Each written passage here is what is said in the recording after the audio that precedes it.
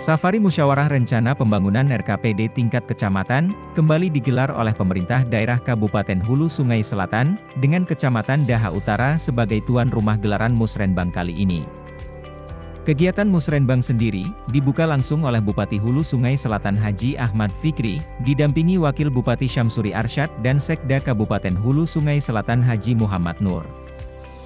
Dalam laporannya, Camat Daha Utara menyampaikan, Musrenbang ini sebagai tindak lanjut dari kegiatan Pramusrenbang, yang mana telah menghasilkan 19 usulan skala prioritas. 19 usulan tersebut, mencakup bidang infrastruktur, perekonomian dan sosial budaya, dengan fokus untuk menunjang produktivitas dan mobilitas warga.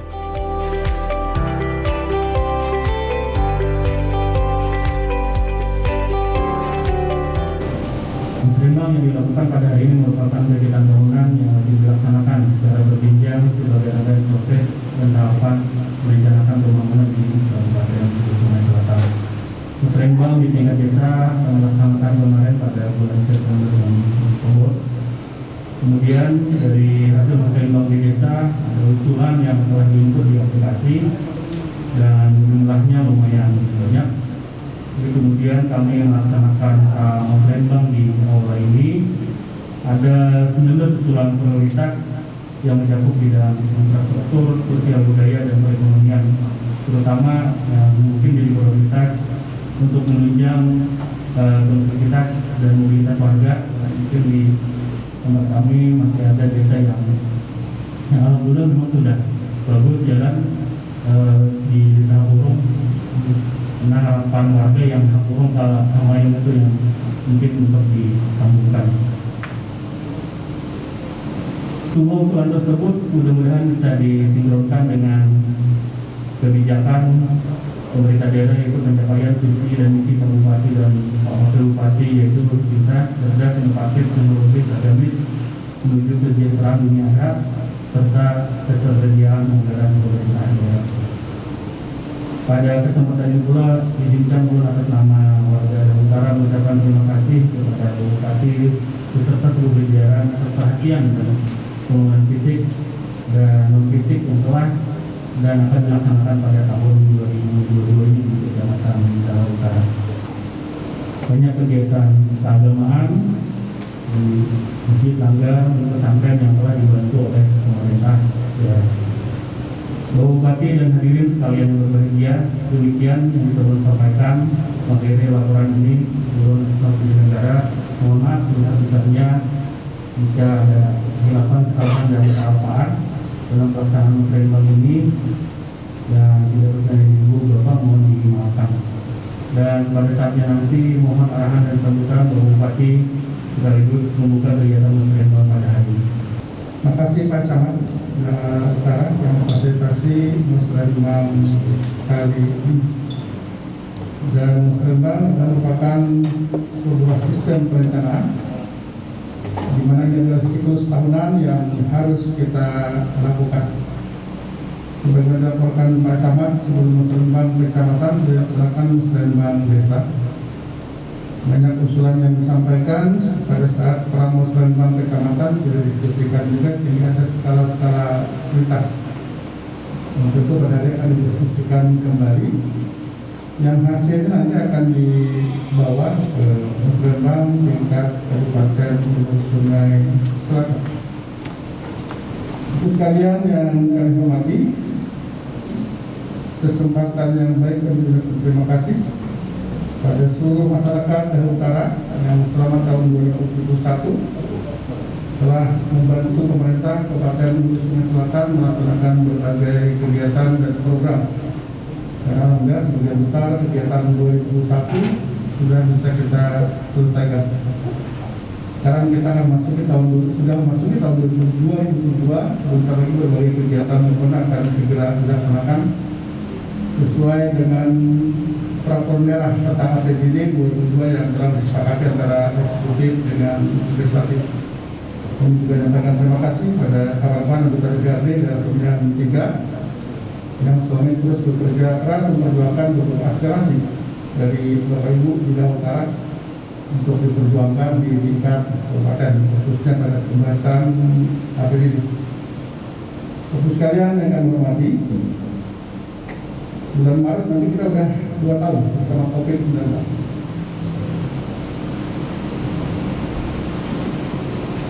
COVID sangat mempengaruhi berbagai kebijakan, termasuk berbagai kebijakan keuangan daerah. Saya tidak malu mengatakan APBD kita 1, sekian triliun itu hampir 1 T-nya itu dari pusat. Sumber pendapatan kita masih belum terlalu bagus, bisa menyokong. Artinya apa? Kita sangat tergantungan dengan dana dari pemerintah pusat, apakah dari perimbangan, DAO, DAK, apapun namanya. Sehingga apabila keuangan negara tidak terlalu bagus, akan berpengaruh juga pada transfer yang dikirim ke daerah. Jadi istilah kami adalah repoposisi anggaran. Ada anggaran yang disediakan untuk penanganan COVID-19, ada memang anggaran yang dikurangi untuk berbagai kebijakan pemerintah pusat. Mau tidak mau ini konsekuensi harus kita hadapi. Sehingga banyak selama COVID ini usulan masyarakat yang sudah tertuang dalam APBD juga, tentang APBD tidak bisa dilaksanakan. Ini konsekuensi harus kita hadapi. Berat memang, tapi yang harus kita hadapi. Dan pemerintah harus melakukan refokusing, diarahkan anggaran untuk BNPB. Tahun 2022 itu apa-apa 300 miliar ya, karena ya kita ditarik lagi. Ini konsekuensi logis yang tidak bisa kita hindari. Kita tidak saling menyalahkan salah pemerintah atau tidak bisa, kita tergantung keuangan pusat. Setelah kita punya uang sendiri, ya mudah. Jadi karena itu keberuntungan dari pusat yang tidak mau, kita taat kepada pusat. Kalau tidak taat, tidak akan di transportasi kita berikutnya. Ini konsekuensi, jadi tolong dipahami sekali. Kalau ada aspirasi berkembang, tidak sekedar aspirasi yang sudah tertuang dalam PBB itu kadang-kadang tidak disesuaikan tadi terjadi kebijakan keuangan di pemerintah pusat. Dan sepertinya 2023 pun masih 22 sudah masih disiapkan anggaran penanganan COVID-19. Jadi ini gambaran bukan, sehingga nanti pada saat usul sudah sekian belas prioritas, nanti akan kita temukan di kabupaten. Apakah semuanya secara umumnya tentu sangat tergantung pada kemampuan keuangan daerah. Yang tadi saya katakan sebagai besar membuat uang daerah tergantung dengan pemerintah pusat. Dan kami sudah kali rapat dengan Mendagri Pak Sekda dengan Pangan. 2003 juga belum ada bayangan keuangan kita lebih bagus dari 2003. Jadi usul boleh saja, bercita-cita boleh saja, itu nanti akan kita padukan antara usul masyarakat dengan kemampuan kita. Jadi sering saya katakan antara bottom up dan top down kita di masyarakat dan kabupaten. Ini usulan masyarakat sudah didengarkan di kemampuan keuangan daerah. Mana yang harus kita prioritaskan? Tentu prioritasnya adalah menyelesaikan RPJMD 2018-2003. Ya, tahun 2003 adalah tahun terakhir RPJMD yang ditetapkan dengan peraturan daerah. Kalau kita akan peraturan nanti kesepakatan terlegislatif dan legislatif harus kita amankan untuk selesai di 2023. Karena kami akan selesai masa pengambilan kami dengan PAU tanggal 19 September 2023. Sehingga tahun 2023 adalah tahun akhir pencapaian RPJMD. Sehingga tentu ada pada satu selanjutnya Maslow kita akan kawinkan dengan target RPJMD yang belum dilaksanakan. Ini harus kita kawinkan. Agar pada 19 September kita melaporkan ke Dewan Hasil Kerja 5 tahun itu sudah ini hasil yang bisa kita capai dengan berbagai keterbatasan yang saya katakan baru dengan penanganan COVID-19. Sehingga tidak ada pilihan lain sebenarnya karena kita terus berusaha memastikan penerapan protokol kesehatan masyarakat harus tetap. Karena COVID masih ada. Kita mulai sekarang di tingkat nasional dan mulai bertambah terus ya Pak. Jadi pemerintah tetap mengalokasikan anggaran belanja tidak langsung pada COVID-19. Kalau COVID-nya selesai, tentu dana-dana BPT bisa kita arahkan untuk kepentingan masyarakat. Jadi kami sering mengatakan bahwa protokol kesehatan yang masih berlaku tetap kita patuhi agar suatu saat mudah-mudahan dalam waktu lebih lama COVID sudah berakhir, kita anggaran BPT yang selalu diarahkan menyelesaikan penanganan COVID bisa kita arahkan memenuhi berbagai harapan masyarakat. Terus kalian akan hormati sekarang pada posisi kita vaksinasi baik anak sekolah. Ternyata dulu kami perkirakan anak sekolah lebih mudah. Ternyata juga ada hambatan di lapangan, masa orang tuanya keberatan dan lain-lain. Karena syarat untuk PTM itu anaknya harus divaksin. Mudah anaknya divaksin. Jadi mohon bantu harus sekalian Ketua selama dukungan seperti itu kita mencapai target 50%, para kepala desa dengan dukungannya. Mari kita dekati orang tua agar anak-anak kita yang belum vaksin segera divaksin. Kemudian datanya keterima masih banyak sekolah-sekolah kita yang harus kita pacu vaksinasinya. Dan secara kabupaten kita ada 50% untuk anak sekolah kita. Ini target yang harus. Karena syarat sebenarnya kalau PTM boleh buka itu anaknya udah divaksin. Tapi kan kita udah kelamaan kita PTM dimulai sambil jalan. Dengan mendukung kita semua agar PTM ini bisa langsung maksimal. Guru yang sudah divaksin, anaknya juga harus kita vaksin bersama. Bapak sekalian, tema RKP tahun 2003 peningkatan kualitas sumber daya manusia yang berkontribusi terhadap kemajuan ekonomi dan berdaya berkelanjutan dan memperhatikan kelestarian lingkungan. Ada usaha mikro yang dilakukan, ada investasi yang dilakukan, ada kesehatan, pendidikan, dan keterampilan. Ini harus dijabarkan oleh Badan Penelitian dan Penelitian Pembangunan Daerah. Apa saja yang harus kita lakukan untuk prioritas tahun 2023. Namun secara nasional terus tengah-tengah COVID-19 Sulawesi Selatan sudah bisa menunjukkan berbagai keberhasilannya. Jadi antara 3 kabupaten kota di tengah pandemi COVID hanya Sulawesi Selatan yang bisa menurunkan angka kemiskinan. Ini fakta. Ini kan bicara BPS bukan bupati. Jadi kalau bupati bicara ini kayak ini BPS yang tidak. Di tengah COVID-19 orang perkirakan angka kemiskinan naik itu malah turun. Karena intervensi dari orang miskin terus kita lakukan sehingga tidak ada tenaga miskin yang bertambah dan sebagian besar penduduk kita dari petani. Itu petani itu tidak terdampak terhadap COVID karena mereka yang penting panen. Ini yang harus kita perhatikan terus. UMKM, petani menjadi harapan kita. Jadi sudah mudah-mudahan suatu saat nanti keuangan daerah memungkinkan, saya minta ya, mungkin saya jadi bupati lagi lah. Akses jalan untuk produksi petani diperhatikan. Misalnya seperti di Padang Batu itu dan Malingin, Malingin dan satunya apa? Itu kan penghasil cabai dan penghasil pisang. Itu harus akses jalan dibuka agar mereka bisa menjual. Dari negara ada kita pegang penggalian sungai, pendalaman sungai untuk akses. Dan sampai mereka produksi aksesnya usahanya tidak. Kemarin kami rapat dengan Mendagri, dengan Ketua KPK, dengan Ketua LKPP itu ditayangkan.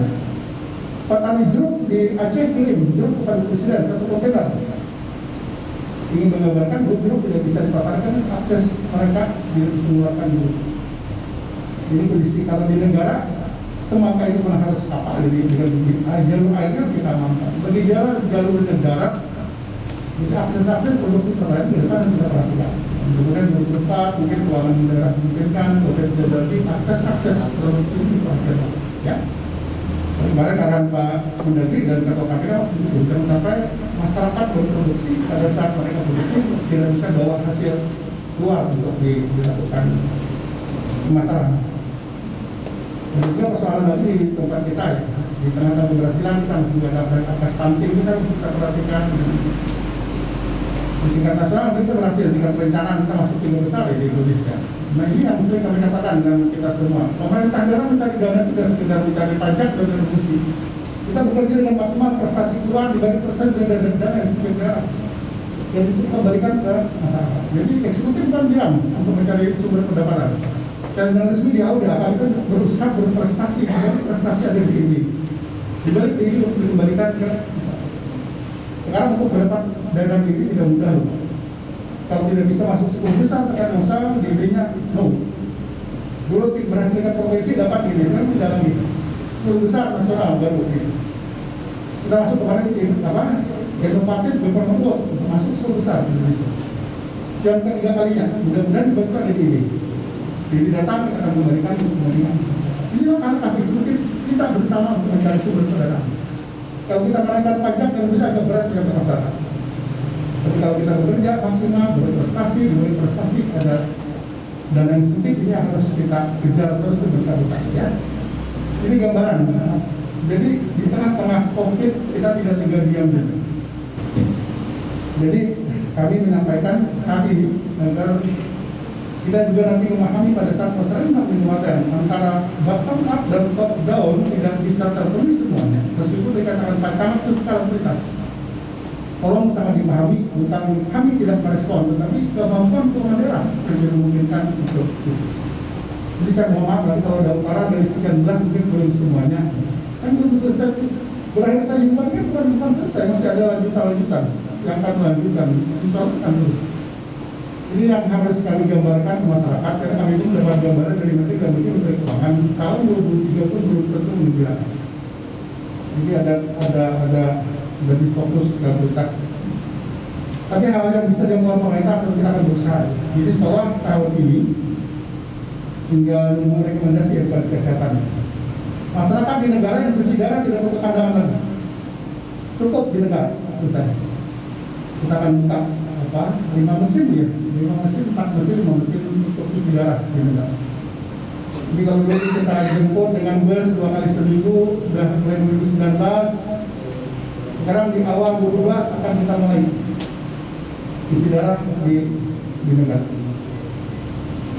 Itu bisa kita lakukan, kalau bisa. Tinggal menunggu rekomendasi, udah spesialisnya ada, mesinnya sudah ada.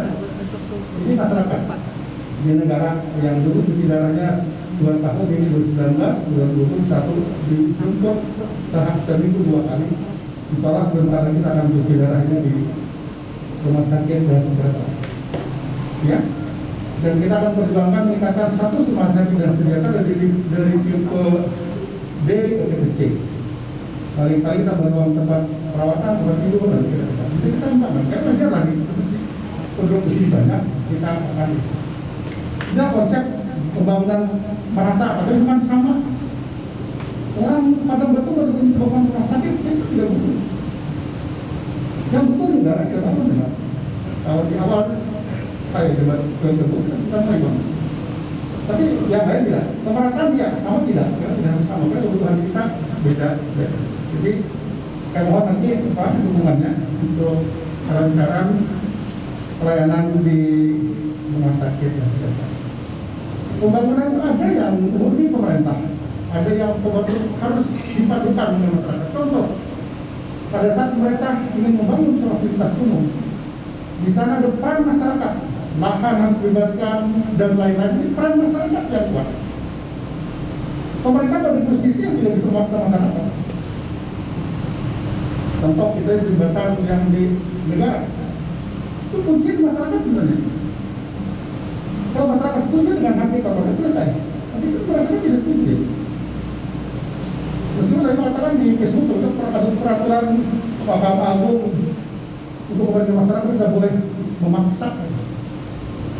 Tinggal kita bongkar masyarakat, di sana ada orangnya kita bongkar, kita tega. Jadi jangan bicara soal peraturan kami tahu peraturan itu, tapi kita paksa tidak mungkin. Di sini mungkin perlu peran masyarakat. Pemerintah daerah tidak punya kewenangan untuk tetap harga, kita sih daya. Cuma parsial yang melakukan. Ini nilainya sekian, harganya sekian. Kami tidak boleh melangkahi dari itu. Siapa yang bisa mendekati masyarakat agar mereka bisa kompromi dengan pemerintah? Siapa sih di antara kita yang bisa bertemu dengan masyarakat yang sekian puluh orang yang tanahnya akan terganggu? Bisa tidak berjalan? Karena tahun tanah tidak jadi tahun 2020 tidak jadi tahun 2021. Kalau terjadi juga di perubahan 2022 baru kita bisa realisasi. Kan tidak mungkin kan udah PBD perubahan kan untuk realisasi rumah, tidak mungkin. Jadi apa yang memang harus kita itu? Jadi kalau kita bergeser kita berikan lagi titik itu di mana? Kami sepakat saja di mana pun masyarakat asal pada titik tertentu kita sepakat harganya. Jadi kalau harganya tidak sepakat ya tidak bisa. Jadi janganlah peraturan Mahkamah Agung yang akan kami boleh. Masa kita membongkar orang kan? Gimana manusia kita? Dari tanah kosong tidak ada apa-apa baik kita orang bersebut kita kalau tanah kosong tidak ketinggalan apa-apa. Itu kan dari orang di sana. Ini perlu digambarkan bukan sekalian, karena pembangunan sekali ada yang bisa dilakukan oleh pemerintah semata, ada yang perlu dilakukan oleh masyarakat. Itu dan hal bersama. Ini yang bisa saya sampaikan untuk menghantarkan musrembang kali ini. Mudah-mudahan nanti bisa disepakati berbagai kesepakatan kesepakatan sementara, nanti kita sepakatnya akan di kabupaten. Tapi insya Allah di kabupaten itu seandainya kita terakomodir, kita akan berjuang keras dari sumber-sumber pendanaan yang lain yang bisa mengakomodir. Karena kita kan tidak bekerja sendiri, kita punya proyeksi, kita punya nasional dan kementerian yang mungkin bisa backup. Termasuk mungkin ada dana desa yang tahun 2002 juga tidak berbeda 21 ya, para kades ya masih menyediakan BLT juga untuk COVID juga, sehingga posisi kades sama dengan kami sangat sulit kita mengakomodir masyarakat karena kemampuan keuangan kabupaten, keuangan desa itu sudah banyak diarahkan oleh kementerian masing-masing. Kita harus bertahan karena sekali lagi sumber dana kita adalah dari pemerintah pusat. Ini pesan kami selama terus Musrembang. Mudah-mudahan ini bisa menghasilkan yang terbaik untuk masyarakat di daerah utara. Dan sekali lagi kami sangat mengapresiasi langkah-langkah yang dilakukan oleh pihak desa, pihak kecamatan yang telah mengakomodir semua usulan masyarakat. Mudah-mudahan di kabupaten bisa kita rembukan lagi. Kata kunci adalah sesuai kemampuan keuangan daerah yang ada di Hulu Sungai Selatan 2023. Mengucapkan Bismillahirrahmanirrahim, kegiatan Musrembang DKPD Kecamatan Utara hari Rabu tanggal 26 Januari 2017 dinyatakan resmi dimulai.